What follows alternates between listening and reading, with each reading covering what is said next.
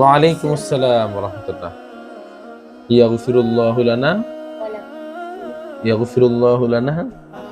বাড়িতে যে যাচ্ছেন, বাড়িতে যাওয়ার পরে সবাইকে কি করতে হবে? সালাম, সবার সাথে মুসাফাহা করতে হবে।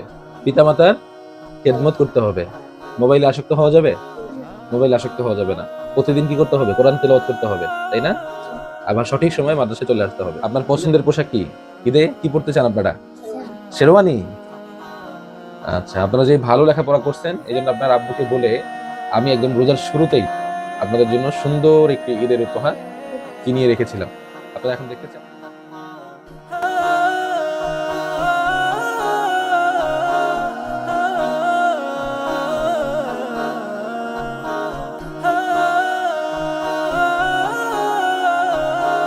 সবাইকে ঈদের শুভেচ্ছা জানান, সালাম দেন সবাইকে। আসসালামু আলাইকুম।